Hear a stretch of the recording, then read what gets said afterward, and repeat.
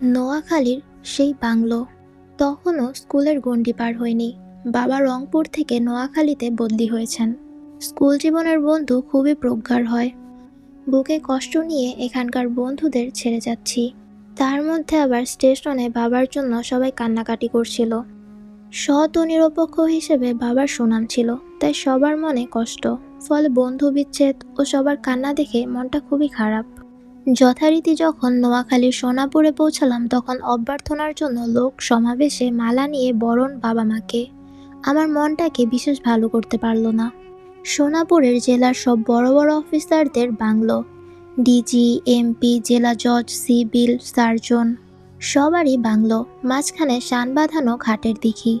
বাড়িগুলোর দেয়াল বেতের, মেঝে পাকা, ছাদ অসফার বেটের। সুন্দর চত্বর, বড় গেট। গেট দিয়ে যখন ঢুকলাম তখন ভিন্নধর্মী গেট প্যাটার্ন দেখে ভালোই লাগলো। একটু রাত হয়েছিল। খাওয়া দাওয়া করতে করতে বেশ রাত হয়ে গেল।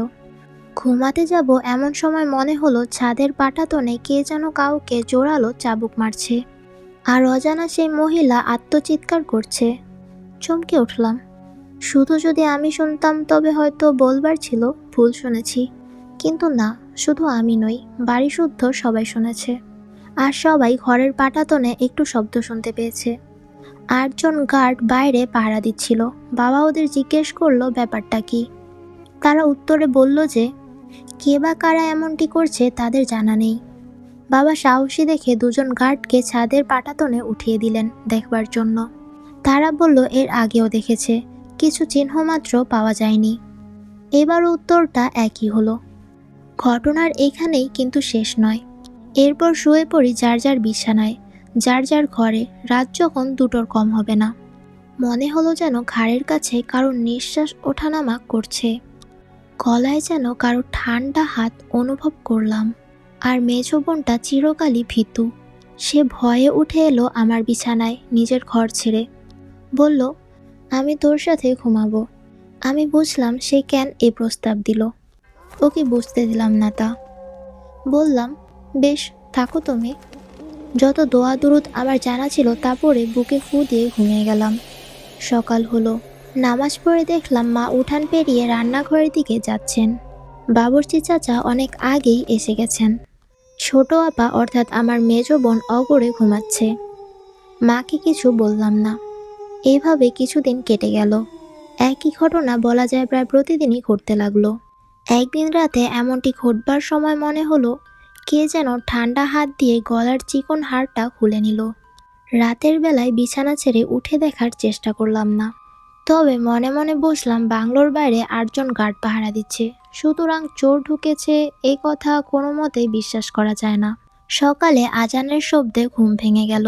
বিছানা থেকে পা নামাতেই মনে হলো কিসে যেন পা ঠেকলো। নিচে চেয়ে দেখি কার্পেটের ওপর আমাদের 2 বোনের গলার চিকন হাড় দুটো পড়ে আছে। অল্প বয়স, তার উপর এমন অস্বাভাবিক ঘটনা। অস্বস্তি যে লাগেনি তখন এমন কথা স্বীকার না করলে মিথ্যাই বলা হবে। তাই প্রথম থেকে শুরু করে সেদিন যা ঘটেছে মাকে সবিস্তার বললাম। ছোট আপা বললে হয়তো মা মনে করতো তার মনের ভুল, ভীতু তো। আমি বলায় মা বললেন, দেখি কি করা যায়। এভাবে কয়েক মাস কেটে গেল। এর মধ্যে কোনো কোনো ঘটনা বিক্ষিপ্তভাবে ঘটেছে। এর মধ্যে আমার বাবুর্চি চাচার সাথে বেশ ভাব হয়ে গিয়েছে। বাবুর্চি চাচাকে আমি প্রতি রাতের ঘটনা বলি। উনি মাথা নেড়ে বলেন, হ্যাঁ বাবুয়া, সবই সত্যি। এরকম ঘটনা সবই এখানে ঘটে। তখনও আমি বুঝিনি আরও একটা অদ্ভুত ঘটনা ঘটতে চলেছে। তখন শীত এসে গিয়েছে। নানি এসেছেন তার একমাত্র মেজামাইকে দেখতে। বাবার ছোটবেলায় তার মা মারা গিয়েছে বলে নানিকে খুবই ভালোবাসতেন। সে যাই হোক, পরের দিন বাবা গেলেন ট্যুরের বেগমগঞ্জ। যদিও আমি সাধারণত বাবা কোথাও গেলে সঙ্গ ছাড়ি না, কিন্তু এবার যেহেতু নানি এসেছে সেহেতু গেলাম না। শীতের দিন হলেও সন্ধ্যা থেকে একটু টিপটিপ বৃষ্টি আর বাতাস বইতে শুরু করলো। নানি হঠাৎই অসুস্থ হয়ে পড়েছেন। রাত 10টা পার হয়ে গিয়েছে।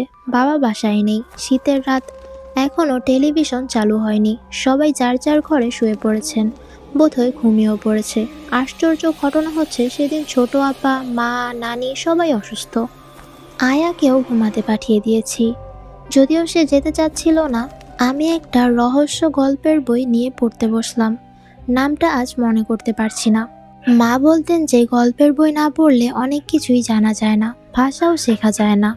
ফলে ছোটবেলা থেকেই গল্পের বই পড়ার অভ্যাসটা রুদ্ধ করে ফেলেছিলাম। সেই অভ্যাসটা আজও থেকে গেছে। সজাগ থাকার জন্য বই পড়া শুরু করলাম। কান সজাগ। বেশ রাত তখন, মনে হচ্ছিল নানি যেন ডাকছেন। উঠে গেলাম তার কাছে, গিয়ে দেখি তিনি অগরে ঘুমাচ্ছেন। ভাবলাম কানের ভুল। নানির ঘর থেকে ফিরে আসতে যাচ্ছি, এমন মনে হলো মা ডাকছেন আমাকে। তাড়াতাড়ি গেলাম মার ঘরে, কিন্তু দেখি তিনিও ঘুমাচ্ছেন অগরে। ভাবলাম ভুল শুনেছি। আবারও ফিরে এসে বিছানায় বসতে যাব, মনে হলো ছোট আপা ডাকছেন। তড়িঘড়ি করে তার ঘরের দিকে দ্রুত পায়ে এগোলাম। বসা আর হলো না। অবাক কাণ্ড, সেও ঘুমাচ্ছে। এই শীত রাতে আমার ঘাম ঝরতে লাগলো। এই হতে পারে না, এতবার আমি কানে ভুল শুনলাম, তা কি করে হয়? এটা একটা অস্বাভাবিক ঘটনা। এই কথা মনে হতেই বুকের ভেতরটা কেমন শিরশির করে উঠল। মুরব্বীদের বলতে শুনেছি, এরকম অবস্থায় ভয় পেলেই ক্ষতি। এই অবস্থায় মনে হলো যতই অস্বাভাবিক ঘটনা হোক না কেন, ভয় পেলে চলবে না। তবে মনে যাই বলি না কেন, এটা কেমন জানি এক অস্বস্তিকর অবস্থা। কিছুতেই কাটিয়ে উঠতে পারছি না এই আবেশটা। তখনও জানি না আমার জন্য আরও কিছু ভয়ঙ্কর ঘটনা অপেক্ষা করছিল। মার আঁচল ধরে ঘুরতে ঘুরতে, মার মুখে মুখে শুনতে শুনতে আয়াতুল কুরসি মুখস্থ করে ফেলেছিলাম। মনে হলো ভাগ্যিস শিখেছিলাম। এর গুণ আর মহত্ব এমন যে কোনো দুষ্ট অশুভ কিছু কাছে ভিড়তে পারবে না। দোয়াটা পড়ে বুকে ফু দিলাম, মনে সাহস বাড়ল। নিজের ঘরে গিয়ে মনে হলো আমি খুবই ক্লান্ত, বসে থাকতে পারছি না। একটু টান টান হয়ে নেই, এই চিন্তা করে লেপের ভেতর ঢুকে গেলাম। বারবার উঠতে হতে পারে ভেবে মশারি টাঙাইনি। খানিক পরেই মনে হলো কে যেন আমার পায়ের কাছে বসলো। মনে হলেও উড়িয়ে দিলাম। সবাই অসুস্থ, বাইরে কাঠ, সব দরজা বন্ধ। কেমন করে কেউ বা ঢুকবে বাড়ির ভেতরে?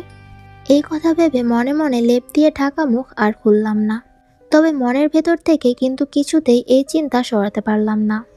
কেউ নিশ্চয়ই বসে আছে পায়ের কাছটায়। এটাই বারবার মনে হতে লাগলো। ঠিক তাই। লেপ থেকে মুখ একটু খুলে দেখি যে একজন মহিলা আমার দিকে চেয়ে চেয়ে হাসছে। মাথায় তার ঘুমটা। আমার পায়ের দিকে খাটটায় বসে তিনি। আমি দেখে মুখটা আবার ঢেকে ফেললাম। না না, ভয় পেলে চলবে না, ভয় পেলেই ক্ষতি। আমি ভয় পাবো না বারবার বলছি, আর আয়াতুল কুরসি যত সূরা দোয়া জানা ছিল পড়েই যাচ্ছি। শেষে একবার সাহস নিয়ে মারলাম লাথি, কিন্তু কিসে যে মারলাম অনুভব করতে পারলাম না।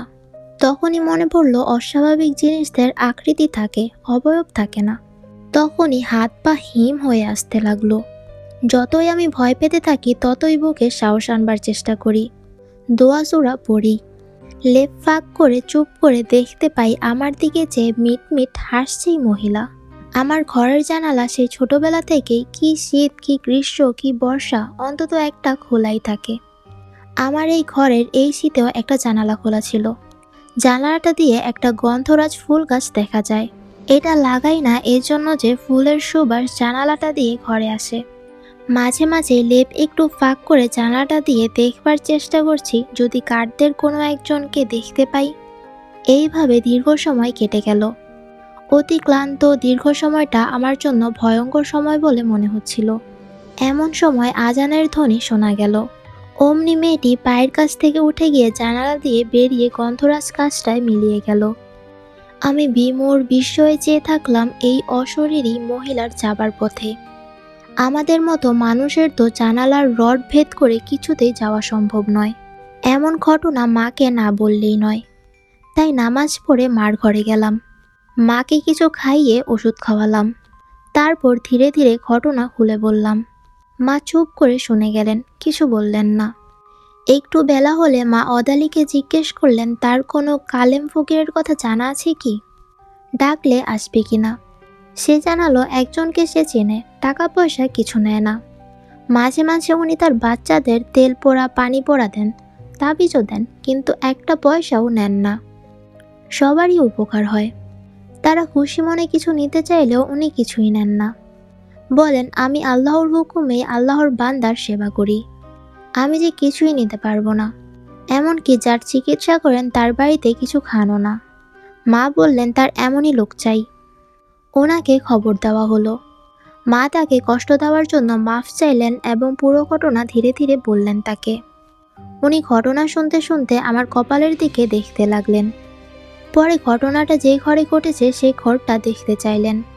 আমি তাকে নিয়ে গেলাম আমার ঘরে। উনি জানালাটার কাছে গিয়ে গন্ধরাজ গাছটাকে খুব গভীরভাবে দেখতে লাগলেন।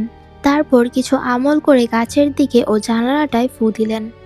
ঘরে আমাকে নির্দেশ দিলেন এশার নামাজের সময় যেন আমি জানালাটা লাগিয়ে দেই, আর ফজরের নামাজের সময় যেন জানালা খুলে দেই। যদি কেউ জানালায় টোকা দেয় তাও যেন না খুলি। মার কাছে ফিরে গেলেন তিনি। বললেন মেয়ে ভয় পেলে ক্ষতি হতো, আল্লাহর কালামের বরকত। এইখানে এই গাছের নিচে একটা মেয়েকে খুন করে পুঁতে রেখেছিল কোনো এক মানুষ, এখন সেই দেহ মাটিতে মিশে গিয়েছে। এই বলে তিনি চলে গেলেন। আমরা সবাই হতভম্ব হয়ে বসে থাকলাম। বাবা বেগমগঞ্জ থেকে ফিরে এলেন। বাবাকে আমি সমস্ত ঘটনা খুলে বললাম। বাবা শুনে গেলেন মন দিয়ে, শুধু বললেন উনি যা বলেছেন তা ঠিক ঠিক মতো মেনে চলো। তারপর প্রতিদিনই জানালায় টোকা শুনতাম, কিন্তু জানালা আর খুলিনি এশার পর। আর কিছু ঘটেওনি। তবে ছাদের পাটাতনে কোনো মারবার শব্দ আর আত্মচিৎকার অব্যাহতই ছিল, কিন্তু শ্বাস প্রশ্বাসের শব্দ আর গলায় ঠান্ডা হাতের স্পর্শের ঘটনা আর ঘটেনি। কিন্তু আমি 30 বছর আগে MA পাশ করে প্রায় 30 বছর অধ্যাপনা করার পরেও ঘটনার কথা ভুলতে পারিনি। কি ঘটলো, কে ঘটালো, প্রকৃত সত্যটা কি? আজও মনে প্রশ্ন জাগে, কিন্তু মেলে না উত্তর।